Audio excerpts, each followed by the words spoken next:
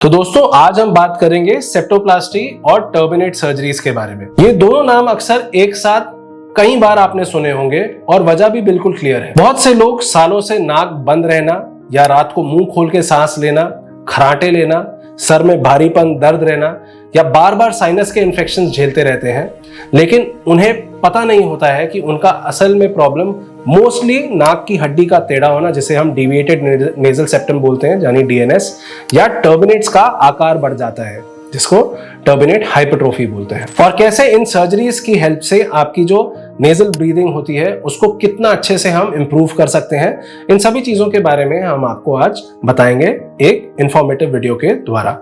अब सबसे पहले जानते हैं कि सेप्टम क्या होता है। नाक को दो हिस्सों में डिवाइड करने वाली बीच की हड्डी को हम सेप्टम कहते हैं। ये हमारे राइट एंड लेफ्ट नॉस्ट्रिल्स के बीच का हिस्सा है जिसे हम फिल्ट्रम कहते हैं, और इसी के पीछे से सेप्टम स्टार्ट हो जाता है। जब ये बीच की हड्डी जन्म से या चोट के बाद एक तरफ को टेढ़ा या झुकने लग जाती है तो उसे हम डिविएटेड नेजल सेप्टम बोलते हैं, और इसी वजह से नाक की जिस तरफ को ये नाक की हड्डी का झुकाव है उस तरफ को यूजुअली ये बंद रहना शुरू हो जाती है और सांस लेने में दिक्कत होनी शुरू हो जाती है। अगर हड्डी सिर्फ टेढ़ी हो तो ऐसे केसेस में हम नाक की हड्डी को हम ठीक करें उसको सेप्टोप्लास्टी कहते हैं। एंड अगर टर्बिनेट्स भी साथ में अगर बड़े हुए हों तो उसके आकार को कम करने के लिए जो हम सर्जरी करते हैं उसको हम टर्बिनेट सर्जरी करते हैं। चाहे वो टर्बिनेक्टमी हो, चाहे वो टोटल, चाहे पार्शियल, चाहे वो टर्बिनोप्लास्टी हो, चाहे वो टर्बिनेट रिडक्शन हो, चाहे वो टर्बिनेट अब्लेशन हो, ऐसे करके कई सारी इसमें सर्जरीज होती हैं। सेम सेप्टम के लिए भी, जैसे कि अगर वो हम सिर्फ उसका टेढ़े वाला जो पार्ट है उसी को एड्रेस कर रहे हैं, चाहे उसमें स्कोरिंग कर रहे हो, क्रॉस हैचिंग कर रहे हो, तो वो सेप्टोप्लास्टी है। अगर उसमें हम वो पूरा का पूरा पोर्शन ही हटा देते हैं, जो हड्डी का जो टेढ़ा है उसको हम एसएमआर कहते हैं, यानी सब mucosal resection of the septum, है ना। तो इन सब चीजों में हम उसको एड्रेस करते हैं जो भी चीज आपकी नाक में खराब है। अब सवाल ये आता है कि सर्जरी की जरूरत कब पड़ती है। आमतौर पे सर्जरी तभी करनी चाहिए जब शुरुआत में हम मैक्सिमल मेडिकल थेरेपी ट्राई कर लें, यानी जब मेडिसिन, नेजल स्प्रेज और एलर्जी के ट्रीटमेंट के बाद भी नाक अगर ना खुले, आपको सांस लेने में रिलीफ ना मिले, रात को नींद डिस्टर्ब ना हो, या सीटी स्कैन या नेजल एंडोस्कोपी में हमारे को दिखे कि ये तो क्लियर एक ब्लॉकेज का रीजन बन रहा है, तब इन केसेस में हमारे को सेप्टम को और टर्बिनेट्स को सर्जरी द्वारा ठीक करना चाहिए। पहले दवाई फिर सर्जरी का प्लानिंग करो अगर दवाई से ना ठीक हुए तो। इस सर्जरी का एक ही गोल है कि आपकी नाक को एक परमानेंटली एक सही तरीके से पेटेंट रास्ता बनाना, जिससे आपको कभी भी ऐसा महसूस ना हो कि आपकी नाक वापस बंद हो रही है या सांस लेने में दिक्कत आ रही है। और अक्सर देखा जाता है कि कई बार जब यही चीज हम ठीक कर देते हैं तो लोगों के खराटों के भी जो लेवल्स होते हैं वो काफी ज्यादा रिड्यूस हो जाते हैं। काफी ज्यादा जो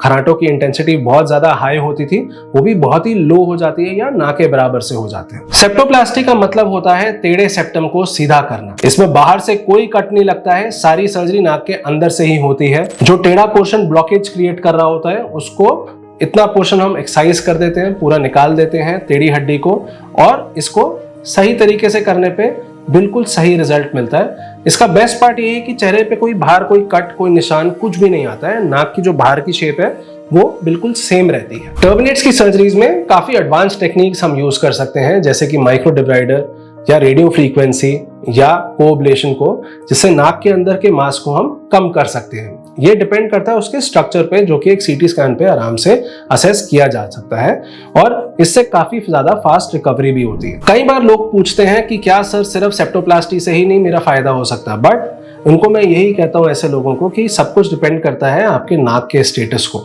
अगर मांस भी बड़े हुए हैं, हड्डी भी टेढ़ी है, तो दोनों ही साथ में करने पड़ेंगे।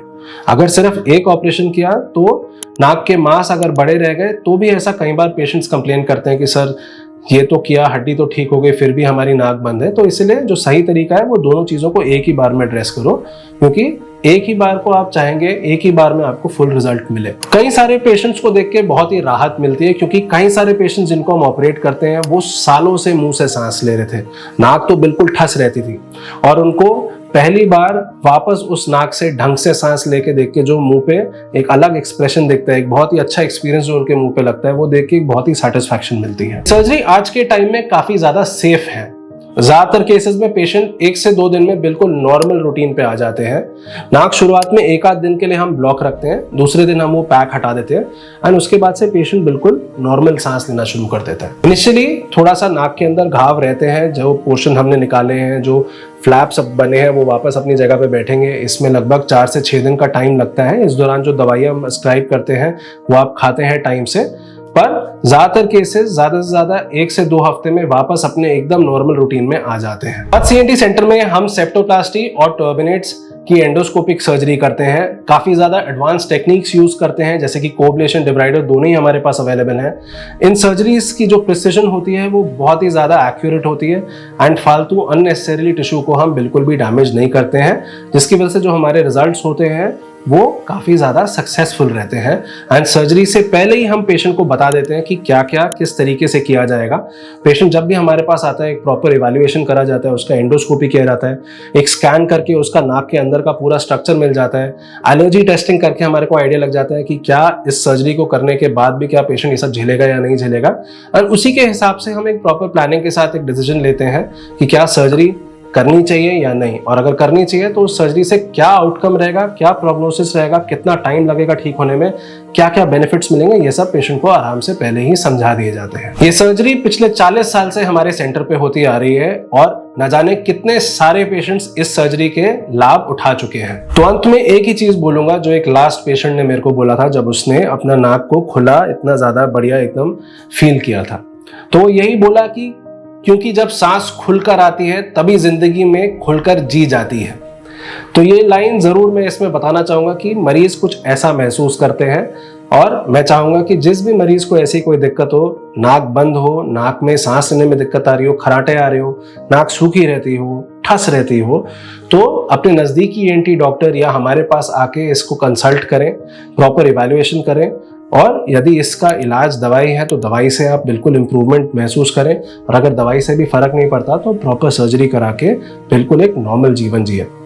कोई और जानकारी चाहिए तो आप हमसे आके मिल सकते हैं, या हमारे नीचे दिए गए कमेंट बॉक्स में आप हमारे को अपना क्वेश्चन लिखकर भेज सकते हैं। उसका सही उत्तर और जल्द से जल्द उत्तर देने की हम पूरी कोशिश करेंगे।